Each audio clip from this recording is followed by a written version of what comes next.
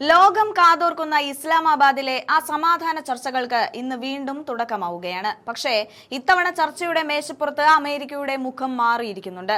ഇറാന്റെ ഇച്ഛാശക്തിക്ക് മുന്നിൽ വിറങ്ങലിച്ചു നിൽക്കുന്ന വാഷിംഗ്ടണിൽ നിന്ന് ഏറ്റവും പുതിയ വാർത്തകൾ വരുമ്പോൾ അത് ഡൊണാൾഡ് ട്രംപിനും അദ്ദേഹത്തിന്റെ വിദേശ നയങ്ങൾക്കുമേറ്റ കനത്ത പ്രഹരമായാണ് വിലയിരുത്തപ്പെടുന്നത്.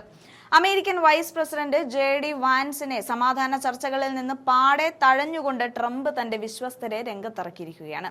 തന്റെ രണ്ടാം നിര നേതൃത്വത്തിന് ഇറാനെ നേരിടാൻ കഴിയില്ല എന്ന് ബോധ്യപ്പെട്ടതോടെയാണ് ട്രംപ് തന്റെ മരുമകൻ ജാരദ് കുഷ്ണറെയും സ്റ്റീവ് വിറ്റ്കോഫിനെയും ഇസ്ലാമാബാദിലേക്ക് അയച്ചിരിക്കുന്നത്.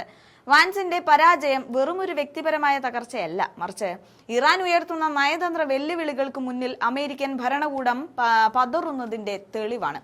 ഇറാനുമായുള്ള ചർച്ചകളുടെ ആദ്യഘട്ടത്തിന് നേതൃത്വം നൽകിയ JD വാൻസിന് പാകിസ്ഥാനിൽ നിന്ന് വെറും കൈയോടെ മടങ്ങേണ്ടി വന്നു എന്നത് ലോകത്തിന് മുന്നിൽ അമേരിക്കയുടെ നയതന്ത്ര പരാജയമായി മാറിയിരിക്കുകയാണ്. വൈസ് പ്രസിഡന്റ് എന്ന നിലയിലുള്ള വാൻസിന്റെ ആദ്യത്തെ വലിയ ദൗത്യം തന്നെ പരാജയപ്പെട്ടത് അദ്ദേഹത്തിന്റെ രാഷ്ട്രീയ പ്രതിച്ഛായയ്ക്ക് വലിയ മങ്ങലേൽപ്പിച്ചിട്ടുണ്ട്. ഇതിനിടയിലാണ് ഏറ്റവും ശ്രദ്ധേയമായ നീക്കം നടക്കുന്നത്. ഇറാൻ ഭരണകൂടം തന്നെ JD വാൻസിനെ ചർച്ചകളിൽ നിന്നും മാറ്റി നിർത്തണമെന്ന് ആവശ്യപ്പെട്ടിരുന്നു. അമേരിക്കയുടെ ഇരട്ടത്താപ്പും ഭീഷണികളും നിറഞ്ഞ സമീപനത്തോട് ഒത്തുതീർപ്പിനില്ലെന്ന് ഇറാൻ വ്യക്തമാക്കിയതോടെ വാൻസിനെ സ്റ്റാൻഡ് ബൈ ലിസ്റ്റിലേക്ക് മാറ്റാൻ ട്രംപ് നിർബന്ധിതനായി.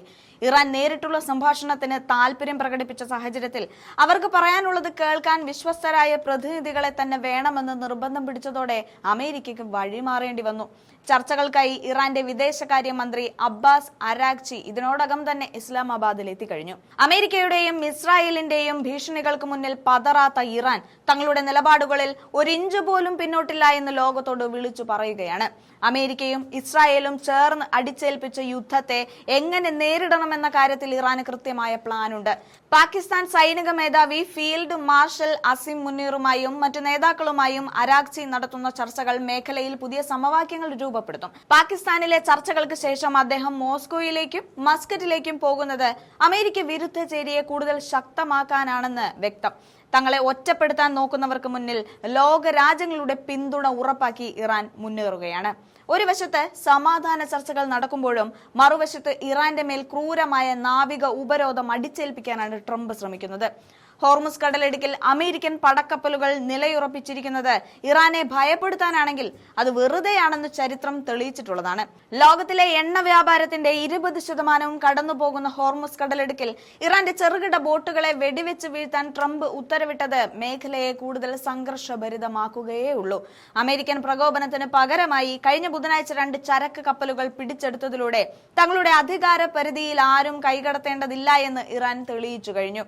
അമേരിക്കയുടെ ഭീഷണികൾക്ക് മുന്നിൽ ഇറാൻ മുട്ടുമടക്കില്ല എന്ന സന്ദേശം ഇതിനോടകം തന്നെ വാഷിംഗ്ടണിൽ എത്തിയിട്ടുണ്ട്. അലി ഖമേനിയുടെ മരണത്തെക്കുറിച്ചും ഭരണകൂടത്തിലെ ഭിന്നതയെക്കുറിച്ചും അമേരിക്കൻ മാധ്യമങ്ങൾ നടത്തുന്ന വ്യാജ പ്രചാരണങ്ങൾക്കുള്ള മറുപടിയാണ് പ്രസിഡന്റ് മസൂദ് പെസഷ്കിയാൻ നൽകുന്നത്. ഇറാൻ ഭരണകൂടം ഒറ്റക്കെട്ടാണെന്നും വിദേശ ശക്തികളുടെ ഒരു ഭീഷണിയും തങ്ങളെ തളർത്തില്ല എന്നും അദ്ദേഹം ആവർത്തിച്ചു. സൈനികമായും രാഷ്ട്രീയമായും ഇറാന്റെ കരുത്ത് ചോർന്നിട്ടില്ല എന്ന് തെളിയിക്കുന്നതാണ് ഇസ്ലാമാബാദിലെ ഈ ചർച്ചകൾ.